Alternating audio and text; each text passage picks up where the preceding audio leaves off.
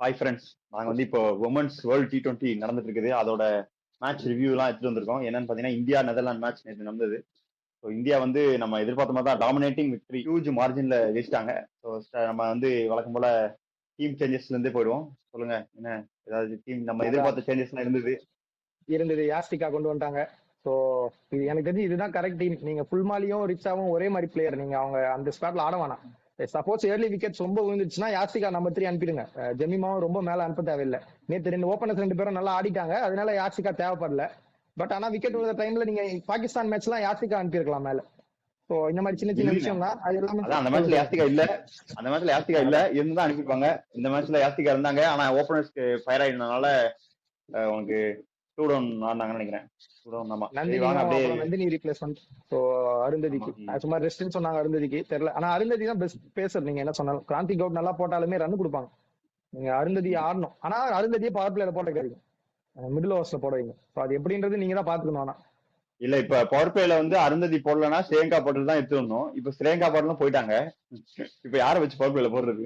ராதாவும் power பிளேல போட மாட்டாங்க. நீங்க ரீப்ளேஸ் பண்ணு கொண்டு வந்தா எனக்கு தெரியல. சரணியும் பவர் பிளேல போட மாட்டாங்க. தீப்தி தான் போடணும். தீப்தி ஆக்சுவலா போன மேட்ச் ஃபைஃபர், இந்த மேட்ச் கொஞ்சம் ரன்ஸ் போனாலும் ஒரு விக்கெட் எடுத்தாங்கன்னு நினைக்கிறேன். இப்போ என்னன்னா நீங்க ஸ்ரேங்கா இல்லன்றனாலயே இப்போ ரேணுகா ஆட வேண்டிய நிலைமைக்கு வந்துரும் பவர் பிளே பவுலர்ன்றனால. ஸ்ரேங்கா வந்து ஒரு அவங்க ஃபிட்னஸ் வந்து ரொம்ப பெரிய கன்சர்னாவே இருக்கு. அவங்களுக்கும் இருக்கு, டீமுக்கும் இருக்கு. ஓடி போய் பால் அடிக்கும் போது ஆங்கிள் ட்விஸ்ட் ஆறதெல்லாம் நான் நேற்று தாங்க பார்த்தேன். அதுவும் அவங்க ரன்னு ஓடலங்க. ஓடாத ரன்னுக்கு ஒரு பெரிய, அது முதல்ல ரொம்ப கஷ்டமா இருக்கு. பாவம், ரொம்ப வருஷம் கழிச்சு ஒரு வருஷம் கழிச்சு திருப்பி வந்து ஆடுறாங்க, திருப்பி அடி வாங்கிட்டு போறாங்க, ஒரு வருஷம் கழிச்சு வராங்க. நல்ல பவுலர் தான், ஆனா இன்ஜுரி ரொம்ப மேனேஜ் பண்ண வேண்டிய நிலைமையில இருக்காங்க. ரொம்ப வீக்காலாம் நல்லா இருக்காங்க. ஸோ அது பார்க்கணும். இல்ல, ஆனா அவங்க அந்த ஆங்கிள் ட்விஸ்ட் ஆனதுக்கு அப்புறம் எந்திரிச்சு நிக்க கூட முடியல. அவங்களுக்கு கொஞ்சம் பெரிய பிரச்சனையா தான் இருக்கும்னு நினைக்கிறேன். அவுட் ஆஃப் த டோர்னமெண்ட் ஆகிறது கூட வாய்ப்பு இருக்குன்னு நினைக்கிறேன். வாய்ப்பு அதிகம். அவுட் ஆஃப் த டோர்னமெண்டா தான் இருப்பாங்க எனக்கு தெரிஞ்சு. ஸோ ரீப்ளேஸ்மெண்ட் யாரு என்னன்றது பார்க்கணும். ஏன்னா அவங்க எந்திரிச்சு நிக்க, அது கீழே ஆங்கிள் ட்விஸ்ட் ஆயிடுச்சு, திரும்ப எந்திரிச்சு நிக்க ட்ரை பண்ணும் போது அவங்களால முடியவே இல்லை, நிக்கவே முடியல. ஸோ அதுதான் ரொம்ப கன்சர்னா இருக்கு. வந்து கூட்டிட்டு போனாங்க. ஸோ ஆமா, ரொம்ப கஷ்டம் தான். கேம்குள்ள வரும் ஆஸ் யூசுவல் நம்ம சொன்ன மாதிரி ஓப்பனர்ஸ் போட்டு வெளுன்னு வெளுத்துட்டாங்க அவங்கள. ஷெஃபாலி வர்மா வந்து இதாண்டா எனக்கு சான்ஸ் வாங்கடா அப்படின்னு சொல்லி சுத்தி இந்த பக்கம் 4, அந்த பக்கம் 6, இந்த பக்கம் 4ன்னு அடிச்சிருந்தாங்க ஜாலியா. அதுக்கு கூடவே காம்ப்ளிமெண்ட் பண்ற மாதிரி ஸ்மிருதி மந்தனாவும் சூப்பரா ஆனாங்க. ஆனா எனக்கு வந்து எப்படி மென்ஸ் இதுல கில்லு மேல கோவம், அதே மாதிரி இங்க ஸ்மிருதி மந்தனா மேல கோவம். ஆடி இருந்தா 100 அடிச்சிருக்கலாம், அப்படியே போயிருந்தா. அது தேவையில்லாம இறங்கி போய் அது பால் வர்றதுக்கு முன்னாடியே இங்க சுத்த வேண்டிய பால, இங்க ஆஃப் சைடு அடிக்க வேண்டிய பால லெக் சைடுக்கு சுத்தி அது ஆஃப் சைட்ல போய் அது ஒரு மாதிரி கோலர் ஆயிடுச்சு. நம்ம ப்ரீ டோர்னமெண்ட் பேசும்போதே சொன்னோம், பெருசா வந்து ஸ்மிருதிக்கு எங்கேயும் பரல, ஆனா இந்த மாதிரி பிக் டோர்னமெண்ட்ஸ் உள்ள வரும்போது அவங்க பெர்ஃபார்ம் பண்றாங்க. அதான் பண்ணிட்டு இருக்காங்க இப்போ வரைக்கும். அவங்க ஹையஸ்ட் ரன் ஸ்கோரர். ஸோ அந்த பிக் டோர்னமெண்ட்லாம் உள்ள வந்துருவாங்க. அதெல்லாம் எக்ஸ்பீரியன்ஸ் ஈஸியா உள்ள வந்துடும், அது பிரச்சனை இல்லை. ஆஸ் யூசுவல் அதான் நம்ம சொன்ன மாதிரி ஓப்பனர்ஸே போட்டு நொறுக்கிட்டாங்க. அதுக்கப்புறம் ஒன்றும் இல்லை. ஆனா திருப்பி அங்கங்க சின்ன சின்ன கம்பேக்ஸ் கொடுத்தாங்க. நீங்க என்ன சொன்னாலுமே நெதர்லாண்ட்ஸ் வந்து நடுவுலயும் கொஞ்சம் விக்கெட் எடுத்து கொடுத்தாங்க உங்களுக்கு. டப்புன்னு கொஞ்சம் விக்கெட் விழுந்தது. ஆஸ் யூசுவல் மறுபடியும் ரிச்சா கோஷ் வந்து ஃபீல் பண்ணி கொடுத்தாங்க இந்த மேட்சும். லாஸ்ட்ல கொஞ்சம் ரன்ஸ். ரிச்சா கோஷ் வந்து ஆக்சுவலா ஒரு சப்ளைம் ஃபார்ம்ல தான் இருக்காங்க. நான் வந்து மேட்ச் நடக்கும் போது ஒரு ஸ்டாட்ஸ் மாதிரி போட்டாங்க. அவங்க தான் எனக்கு தெரிஞ்சு 2023க்கு அப்புறம் 2023 2024 ஏதோ போட்டாங்க இயர். T20ல வந்து அதிக ஸ்ட்ரைக் ரேட்ல ஆடுறாங்களா அவங்க. கிரேஸ் ஹாரிஸ், அதுக்கப்புறம் இவங்க தான் இருக்காங்க. கிரேஸ் ஹாரிஸ் எல்லாத்துலயுமே இருக்காங்க. இதே மாதிரி 2023க்கு அப்புறமா அதிக டாட் பால்ஸ் ஆடாத பிளேயர் வந்து Grace Harris and Jemimah Rodrigues தான் இருக்காங்க. கிரேஸ் ஹாரிஸ் ஆஸ்திரேலியா ஆட முடியல.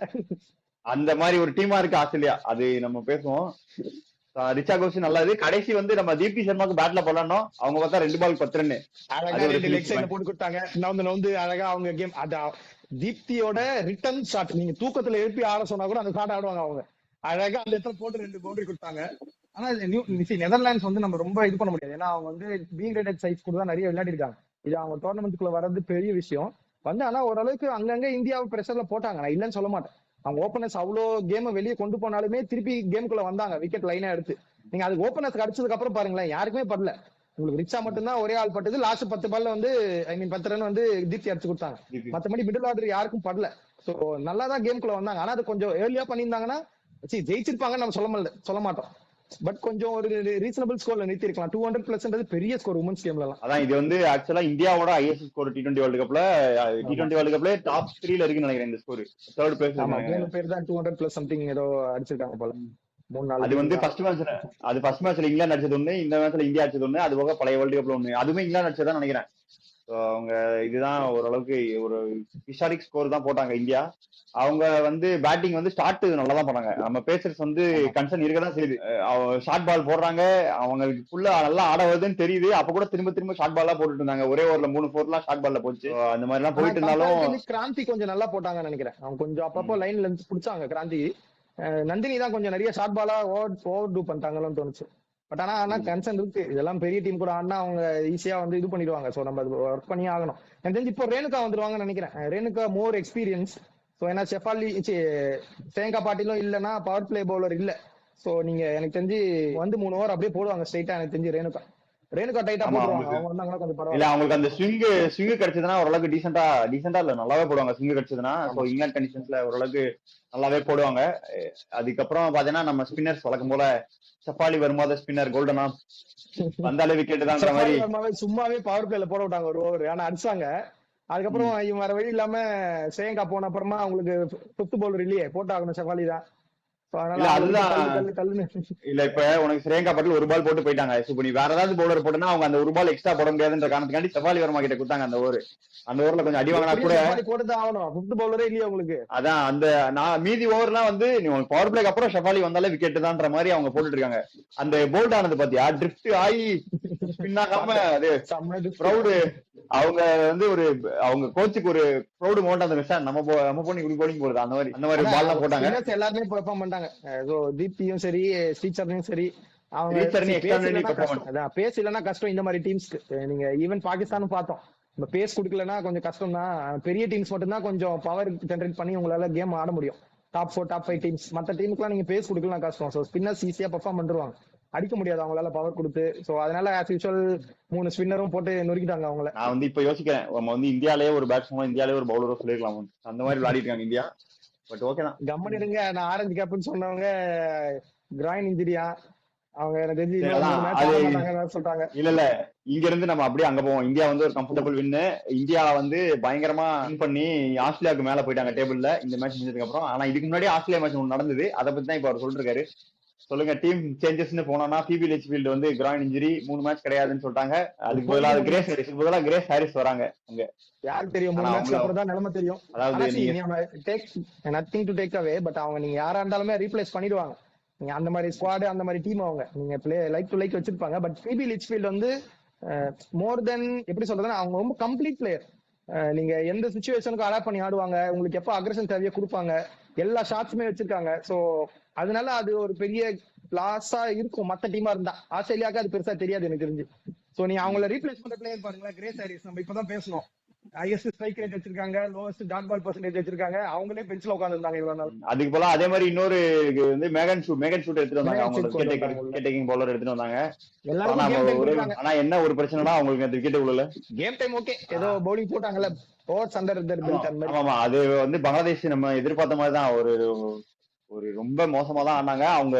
கடைசி நீ நம்ம சொன்ன மாதிரி போன மேட்ச் சொன்ன மாதிரி அவங்க கேப்டனும் ரித்து மோரன் வந்துட்டு ஒரு ஓடிஐ இன்னிங்ஸ் ஆடி ஓரளவுக்கு டீசென்ட் டோட்டல் புஷ் பண்ணலாம்னு ஆடிட்டு இருந்தாங்க. பட் அதுவுமே முடியல அவங்களுக்கு. 20 ஓவருக்கு 77 அதான் விக்கெட் ரொம்ப விழுந்துச்சு. அவங்களால அதுக்கு மேல அக்ரஷன் இன்னும் போட்டுருந்தாங்கன்னா 50 ஆல் அவுட் ஆயிட்டு இருப்பாங்க. அதனால மேபி ஓரளவுக்கு டீசென்ட் ஸ்கோராவது போடலாம் அப்படின்றனால தட்டி ஏதோ கொண்டு போனாங்க. இது ஒரு கேக் வாக் சேஸ் தான் ஆஸ்திரேலியன் டீம் பொறுத்த வரைக்கும். அவங்க வாட்டு ஜாலியா வந்து 10 ஓவர்ல 10 புள்ளி சம்திங்ல ஜாலியா முடிச்சுட்டு போயிட்டாங்க அவங்க. அது சொல்றதுக்கு ஒண்ணும் இல்ல. வெத்முனி வந்து இன்னும் நான் வந்து கிளச் சிச்சுவேஷன்ஸ்ல மட்டும் தான் அடிப்பேன், மத்த நேரத்துல அடிக்க மாட்டேன்ற மாதிரி அவுட் ஆயிட்டு போயிட்டாங்க அவங்க சீக்கிரம். அதான் இப்ப நீ பெத்மூனி வந்து நம்ம அடிக்கவே இல்ல, ஃபார்ம் இல்ல, நம்ம பாத்துட்டே இருக்கும் போது திடீர்னு ஒரு செமிஃபைனல் மாதிரி ஒரு இடத்துல வந்து நின்னுட்டு நான் தான் பெர்ஃபார்ம் பண்ணுவேன், மொத்த டீமோட அதிகமா பெர்ஃபார்ம் பண்ணிருப்பாங்க. அந்த மாதிரி பிளேயர் தான் அவங்க. அந்த மேட்ச் அதுக்கு வந்து எலைஸ் பெரி பவுலிங் போட்டாங்க. ரொம்ப வருஷம் ஆச்சு பெரிய பவுலிங் போட்டு. சும்மா போடுங்க நீங்களும், கொஞ்சம் கேம் டைம் கொடுங்க பவுலிங்க்கோ, நீங்க தேவைப்பட்ட நேரத்துல போடணும்னு சொல்லிட்டு சும்மா போட விட்டாங்க. எல்லாரும் ஜாலியா வந்து போட்டுட்டு இருந்தாங்கன்னு நினைக்கிறேன். அவங்க நம்ம ஏன் யாருமே வந்து விக்கெட் டேக்கர்ஸ்ல வந்து ஆஸ்திரேலியா சொல்லலாம், ஏன்னா அவங்க 4 ஓவர் கம்ப்ளீட் பண்ணணும்ன்ற அவசியமே கிடையாது எந்த பவுலரும். இங்க யார் எந்த அந்த டைமுக்கு மாதிரி தேவையோ இதுக்கு ஏத்த மாதிரி போட்டுப்பாங்க. அதனால நேத்து அலனா கிங் பாருங்க 2 ஓவர் போட்டாங்க. ஜார்ஜியா வர போன match man of the match வாங்கினாங்க. அவங்களும் 2 ஓவர் தான் போட்டாங்க. அந்த மாதிரி மாத்தி மாத்தி ரொட்டேட் பண்ணிட்டே இருப்பாங்க எல்லாரும் பவுலிங் போடுறதுனால. அதனால வந்து அவங்க ஒரு ஸ்ட்ராங் டீம் தான். பட் ஆனா இந்த மேட்ச் முடிச்சுட்டு டாப்ல இருந்தாங்க. பட் இந்தியா மேட்ச் முடிஞ்சோடனே இந்தியா அதோட பெட்டரா பெர்ஃபார்ம் பண்ணி ரன் ரேட் அடிப்படையில இந்தியா தான் இப்போ டாப் ஆஃப் த டேபிள்ல உட்காந்துருக்காங்க. ஸோ வந்துட்டு இப்போ இன்னொரு மேட்ச் நடந்தது, அதை பத்தி நம்ம பேசணும். வந்து இதுதான் இதுவும் ஒன் இம்பார்ட்டன்ட் சைடடா மேட்ச். போகும், ஒன் சைடடா போகும்னு எதிர்பார்த்தோம். பட் ஒன் சைடடா போல, ஓரளவுக்கு நல்லாவே போச்சு. But first half bowling one சைடா போன மாதிரி தான் இருந்தது. ஃபர்ஸ்ட் ஹாஃப்னு சொல்ல முடியாது. ஃபர்ஸ்ட் 10 ஓவர்ல ஒன் சைடா தான் போச்சு. 10 ஓவருக்கு 50க்கு 8ன்னு இருந்தாங்க பாகிஸ்தான். அங்க இருந்து நீங்க பாத்தீங்கன்னா 8 விக்கெட் போயிடுச்சு. எவ்வளவு ரன் அடிக்க முடியும் பாத்தீங்கன்னா, அதுக்கப்புறம் 10 ஓவர்ல என்னால 70 ரன் அடிக்க முடியும் 2 விக்கெட் வச்சுன்னு ஆல் அவுட்டே ஆகல. 126 சம்திங் அடிச்சாங்க. நம்ம சொன்ன மாதிரி ஃபாத்திமா சானா, நீங்க வேற எந்த டீம்ல இருந்தாலும் நான் அப்பயும் சொன்னது திருப்பி சொல்லுவேன், அவங்க எல்லாம் வந்து ஒரு எக்ஸ்ட்ராடனரி ஆல்ரவுண்டர். ஹிட்டிங் எபிலிட்டியும் இருக்கு. அது வந்து பாகிஸ்தான்ல மேபி அவங்க இன்னும் 2 பிளேயர் 3 பிளேயர் கொஞ்சம் கூட ஆடுற மாதிரி கிடைச்சாங்கன்னா நல்லா இருக்கும். நம்ம என்ன சொன்னாலுமே கேப்போட பிரில்லியன்ஸ்ல மேலேயே வந்து விக்கெட் விழுந்துச்சு. நீங்க டப்புன்னு 10 பால்ல 3 விக்கெட் எடுத்துட்டாங்க கேப். சோ அதனால வந்து உங்களுக்கு பெரிய விஷயம். அதுவும் இல்லாம யூஸ்வலா முனிபாலி தான் அவங்களுக்கு கொஞ்சம் பேட்டிங்ல கொடுப்பாங்க. முதல் பாலே முனிபா அவங்க விக்கெட் எடுத்த உடனே அவங்க அப்படியே ஃபோல்ட் ஆயிட்டாங்க அவங்க டீம் மொத்தமா. பட் ஆனா அந்த இம்பார்ட்டன்ஸ் கொடுத்து கொஞ்சம் டீம் எங்களால ஃபைட் பண்ண முடியும் அப்படின்னு ஃபாத்திமா காமிச்சாங்க. அதுக்கு நான் பெரிய குடோஸ் தருவேன். நிஜமா அந்த ஸ்டேஜ்ல இருந்து கேம் பங்களாதேஷ் கேம் மாதிரி முடிஞ்சிருக்கும். உண்மையா சொல்ல போனா 77 ஆல் அவுட் 77 மாதிரி அந்த ஸ்டேஜ்ல முடிஞ்சிருக்கக்கூடிய கேமை ஃபாத்திமா புஷ் பண்ணி கொஞ்சம் ஓரளவுக்கு ஃபைட் பண்ற டோட்டலாவது கொண்டு போனாங்க. அது ரொம்ப கொண்டு போயிட்டு ஃபைட்டும் பண்ணாங்க. திரும்ப 7 விக்கெட் எடுத்துட்டாங்க சவுத் ஆப்பிரிக்காவை சேஸ்ல. அவங்க 16 ஓவர்ல சேஸ் பண்ணா கூட 7 விக்கெட் போயிடுச்சு அவங்களுக்கு. லாரா ஆகட்டும் சுனில் லிவ்ஸும் அவங்க வந்து சீக்கிரமா அவுட் ஆயிட்டா கூட அதுக்கப்புறம் ஐயோ புதுசா ஒரு ஒன் டவுன் பிளேயர் அதான் இன்னைக்கு புதுசா ஒரு ஆளா இருந்தாங்க. பழசுதான் ஒன் டவுன்ல புதுசா இன்னைக்கு சொல்லுனாங்க. அவங்க வந்து அவங்க ரொம்ப பவர் ஹிட்டர். நீங்க யூஸ்வலா பாத்தீங்கன்னா தெரியும், அவங்க ரொம்ப டாட் பால் ஆடுவாங்க. ஆனா அதுக்கு ஈக்குவலைஸ் பண்ணிடுவாங்க பவுண்டரி செட்ஸ். ஸோ அது இன்னைக்கு நல்லா பவர் பிளேல போட்டனால மாட்டிக்கிச்சு அவங்களுக்கு. பவர் பிளேல இறங்கினால போட்டு அடி அடினு அடிச்சாங்க. செகண்டரி நம்ம லாஸ்ட் கேம் பேசின மாதிரி நடைன் டி கிளர்க் மேல ஆடாதீங்க, அவங்கள பின்னாடி வைங்கன்னு நம்ம சொன்னோம். திருப்பி இன்னைக்கு கேப் தான் வந்தாங்க. டி கிளர்க் லாஸ்ட் வரைக்கும் கேம் கொஞ்சம் பினிஷ் பண்ணாங்க. லாஸ்ட் விக்கெட் விழுந்துச்சு, ஒரு ரன்னோ என்னதான் அடிக்கும் அந்த ஸ்டேஜ்ல. அப்பதான் டி கிளர்க் அவுட் ஆனாங்க. பட் இருந்தாலுமே அவங்க கேம் அந்த அளவுக்கு வரைக்கும் பினிஷ் பண்ணி கொண்டு போயிட்டாங்க.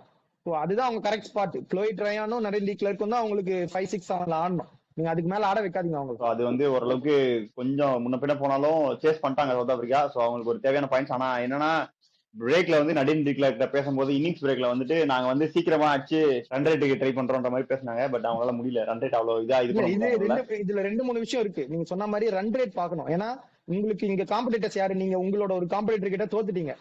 சவுத் ஆப்பிரிக்காவை சொல்றேன். ஆஃப் சைட்ல கிட்ட தோத்துட்டீங்க, பெரிய மார்ஜின்ல தோத்துட்டீங்க. நீங்க இப்போ இந்தியாவுமே 2 சின்ன டீம்ஸ், பாகிஸ்தானும் நான் சின்ன டீமா தான் எடுத்துப்பேன். 2 சின்ன டீமுமே பெரிய மார்ஜின்ல ஜெயிச்சுட்டு ஹை ரன் ரேட்ல வச்சிருக்காங்க. இப்ப நீங்க வந்து ரன் ரேட் ஏத்தணும்னா நீங்க இந்த மாதிரி கேம்ஸ்ல ஏத்தனாதான் உண்டு. இப்போ பாகிஸ்தான் கேம் க்ளோஸ் கேமா போயிடுச்சு உங்களுக்கு. ஸோ ரன் ரேட் பெரிய புஷ் இருக்காது. ஸோ நீங்க ஆட போற இன்னொரு கேம் இந்தியா கூட இருக்கு.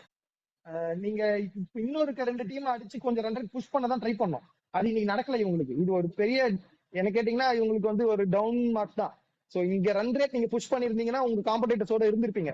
இப்போ இவங்க இந்தியா கூட ஜெயிச்சாலுமே, இந்தியா சப்போஸ் ஆஸ்திரேலியாவை ஜெயிச்சிட்டா ரன் ரேட் உங்களுக்கு கேம்குள்ள வந்துடும். யாரு அதிக ரன் ரேட்ன்ற படி போற மாதிரி ஆயிடும். அப்போ உங்களுக்கு சவுத் ஆப்பிரிக்காவுக்கு ஒரு டவுன்ஃபால் ஆயிடும். அந்த மாதிரி விஷயம்லாம் அவங்க கன்சிடர் பண்ணிருப்பாங்க. அதனாலதான் அப்படி பேசியிருப்பாங்க எனக்கு தெரிஞ்சு. பட் ஆனா பாகிஸ்தானுமே ரன்னிங் பிட்வீன் தி விக்கெட்ஸ் ரொம்ப மோசம். 3 ரன் அவுட் ஆவீங்க அதுக்குன்னு அநியாயத்துக்கு. விக்ரம் ஜாவேத் சூப்பரா ஆடிட்டு இருந்தாங்க. அவங்க நான் அந்த மாதிரி அவங்க ஆடி பார்த்ததே இல்ல. 2 ஸ்ட்ரைட் டிரைவ் ஒன்று ஆடினாங்க, எக்ஸ்ட்ரா கவர்ல ஒரு ஷாட் ஆடினாங்க. ரெண்டுமே டப்பான்னு விழுந்தது பேட்ல. ஆனா ரன் அவுட் ஆயிட்டாங்க ஓடி வந்து தேவையில்லாம. அது வந்து அவங்களோட பேட் லக்கா இருந்துச்சு இன்னைக்கு. அதுக்கப்புறம் இந்த மேட்ச்ல வந்து நடின் டி கிளர்க் வந்து பேட்ஸ்மேனா ஓரளவுக்கு ஆனா கூட பவுலரா கொஞ்சம் கோளாறு பண்றாங்க. அவங்க ஓவர் தான் போச்சு. ரன் 2 ஓவருக்கு 29 ரன். அது அவங்க கொஞ்சம் மாட்டினாங்க. லாஸ்ட் 2 6 அடிச்சாங்க. ஆனா அவங்க ஃபார்ம்ல இருந்தாங்க. நான் வெரி கன்சர்னா எடுத்துக்க மாட்டேன். பட் ஆனா வந்து சவுத் ஆப்பிரிக்கா கொஞ்சம் பார்க்கணும். இந்த மேட்ச்ல கன்சர்னா இருக்காதுடா, அடுத்தடுத்து போக உனக்கு கன்சர்ன் தானே, அது பாக்கணும். இப்ப இந்தியாவுக்கு எப்படி பவர் பிளே பவுலிங் ஒரு கன்சர்னா இருக்கோ அது மாதிரிதான் இதுவும். ஆனா சரி அவ்வளவுதான். இதுக்கப்புறம் வந்து இந்தியா சவுத் ஆப்பிரிக்கா மேட்ச் ரொம்ப குரூசியல். இதுல யாரு ஜெயிக்கிறாங்க, அதே மாதிரி இந்தியா ஆஸ்திரேலியா மேட்ச் ஒரு குரூசியல். அதுல யார் ஜெயிக்கிறாங்கன்றது முக்கியம். அதுக்கப்புறம் பாத்தீங்கன்னா வரிசையா மேட்ச் வருது. வெஸ்ட் இண்டீஸ் ஸ்காட்லாந்து வருது. அது கொஞ்சம் ஓரளவுக்கு டீசென்டா இருக்கும் நினைக்கிறேன். ஏன்னா ஸ்காட்லாந்து வந்து ஜெயிச்சுட்டு வராங்க, வெஸ்ட் இண்டீஸ் ஜெயிச்சுட்டு வராங்க. ஓரளவுக்கு டீசென்டா இருக்கும். ஆனா வெஸ்ட் இண்டீஸ் தான் upper hand. But one sided மேட்சா இருக்காதுன்றது நம்மளோட கருத்து கணிப்பு. அதே மாதிரி நியூசிலாந்து வந்து ஃபர்ஸ்ட் விக்டரி நோக்கி இன்னும் பயணப்பட்டு இருக்காங்க. அவங்க எப்ப கேட்ச் பிடிக்கிறாங்களோ அப்பதான் அவங்களுக்கு விக்டரி நினைக்கிறேன். ஏன்னா அயர்லாந்து வந்து நல்லா ஃபீல்டிங் பண்றாங்க. இவங்க கொஞ்சம் ஃபீல்டிங் ஹோப்னா அவங்க கேபிடலைஸ் பண்றதுக்கான வாய்ப்பு இருக்கு. அடுத்தடுத்து 2 டேஸ் தான் மேட்ச் இருக்கு. இப்ப நேத்து மாதிரி 3 மேட்ச் ஒரே நாள் இல்ல. சோ இன்னைக்குனா டேட் வந்து 18th ஜூன்ல வந்து வெஸ்ட் இண்டீஸ் ஸ்காட்லாந்து இருக்கு, 19th வந்து உங்களுக்கு நியூசிலாந்து ஐலாந்து இருக்கு. அந்த மாதிரி ஒரு நாளுக்கு ஒரு மேட்ச் தான் இருக்கு. இந்தியா மேட்ச் வந்து அதுக்கடுத்து இன்னும் 2 நாள் கழிச்சு தான் வருது. சோ நாங்க வந்து முடிஞ்ச அளவுக்கு எங்களால எவ்வளவு கவர் பண்ண முடியுமோ கவர் பண்றோம். பார்க்கலாம் அடுத்து எப்படி போகுது டோர்னமெண்ட். சோ இந்த மேட்ச்ல வெஸ்ட் இண்டீஸ் ஓரளவுக்கு டீசென்ட் ரன் ரேட்ல ஜெயிச்சாங்கன்னா ஸ்ரீலங்காக்கு ஆபத்து. அது நம்ம அங்க லிங்க் பண்ணுவோம். அடுத்தடுத்து மற்ற வீடியோக்குள்ள வந்து நாங்க எடுத்துட்டு வரோம். ஃபுட்பால் வர நல்லா போயிட்டு இருக்குன்ற மாதிரி சொன்னாங்க. எனக்கு ஃபுட்பால் தெரியும், நீங்க என்ன ஃபுட்பால் வீடியோ பார்க்க முடியாது. ஏன்னா எனக்கு வந்து FIFA பிளே ஸ்டேஷன்ல ஆடுறதோட சரி எனக்கு தெரியாது பெருசா விஷயங்கள். அதனால நம்ம பாய்ஸ் பேசி வீடியோ அனுப்புவாங்க. ஸோ அதையும் நாங்க வந்து பதிவு பண்றோம். ஸோ இன்னொரு வீடியோல உங்களுக்கு சந்திக்கிறோம். அதுவரை signing off from wolves vs bye. ஊர்ச்சிட்டி பயவுல நினைச்சியா? நாங்கெல்லாம் வயிறு நிறைய சாப்பிடணும், வஞ்சனம் இல்லாம உழைக்கணும். ஆஹா, அருமையான பாலிசி. Keep it